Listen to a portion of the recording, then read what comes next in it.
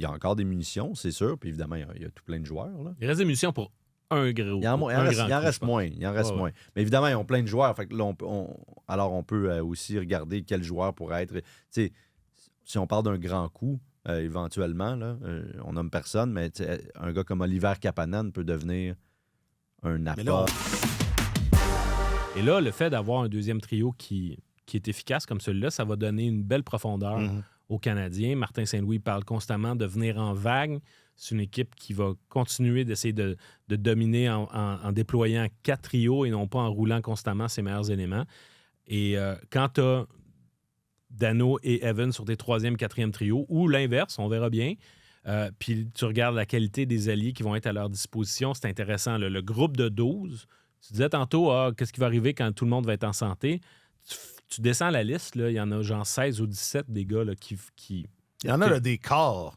S'ils sont en santé. Ben oui, parce que là, qui vont être les 12 principaux, c'est pas évident. T'sais. Sauf que je trouve que ça donne une belle structure aux Canadiens. C'est vrai que le prix à payer, le 2e choix au pêchage pour Dano, je comprends là, ceux qui trouvent que c'était cher payé, mais sauf que ça apporte une stabilité en attaque cette année ou l'année prochaine. Ben, c'était relativement élevé, mais en même temps, ils n'ont pas eu à donner de joueurs ce que recherchaient les Kings. Donc, ultimement, c'est pas si pire. C'est juste que les Canadiens ont de moins en moins de surplus. Là. On n'est plus dans cette phase-là. Donc, quand l'occasion viendra d'essayer de porter un grand coup, il y a encore des munitions, c'est sûr. Puis évidemment, il y a tout plein de joueurs. Là. Il reste des munitions pour un gros coup. Il en reste moins. Mais évidemment, ils ont plein de joueurs. Fait que là, on peut aussi regarder quel joueur pourrait être... Si on parle d'un grand coup, éventuellement, là, on nomme personne, mais un gars comme Oliver Kapanen peut devenir un apport. Mais là, on vient de dire qu'il est bon. Là. On vient de le... Mais le CH va avoir à déterminer, est-ce que justement... Ouais. Parce que je suis pas mal certain que l'été dernier ou en début de saison, tu sais, les Highlanders ont demandé Emil Heinemann, ils n'ont pas demandé Oliver Kapanen, puis je pense que c'est parce qu'à ce moment-là, Heinemann était bien devant Kapanen sur leur liste, avec raison, sur la liste de tout le monde. Il l'est peut-être encore d'ailleurs, je ne sais trop, mais là, aujourd'hui, Kapanen, tu regardes ça. Le gap. L'écart s'est rétréci pas mal, même si c'est pas du tout le même genre de joueur.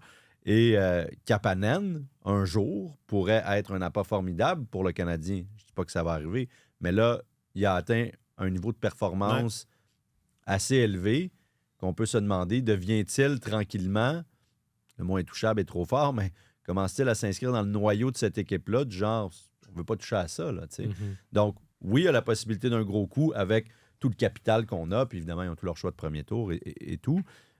Mais si là, on commence à embarquer des joueurs là-dedans, des joueurs actuels, de qualité, des jeunes, ben, c'est sûr qu'il y a possibilité d'en faire plus d'un échange. Mais si tu donnes des joueurs de qualité, là, on n'est plus dans le coup fumant, on n'est plus dans... On vous donne des choix, on vous donne de jeunes espoirs qui ne sont pas encore arrivés pour s'améliorer. On perd rien et on s'améliore directement. Là, on pourrait basculer plus dans une philosophie échange hockey, comme on dit, joueur pour joueur ou quelque chose du genre. Bref, on parlait de ça.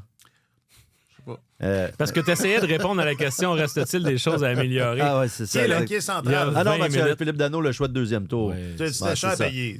C'est qu'on a moins de ces ressources-là maintenant. Est-ce que c'est cher payé? Je ne sais pas. C'est bien vu, en tout cas. Il passe un peu comme Alexandre Carrier l'année dernière. Il passe un peu pour un génie Hughes parce que quel timing. Philippe Dano est à 60% de succès dans le cercle des mises au jeu depuis son arrivée avec le Canadien. Ça a donné un sérieux coup de main à l'équipe. Il y a 2 buts et 2 points au classement du CH qui sont directement attribuables à des mises au jeu qu'il a gagnées en zone offensive contre Dallas et contre le Lightning de Tampa Bay quand Slavkovski a créé l'égalité en toute fin de match.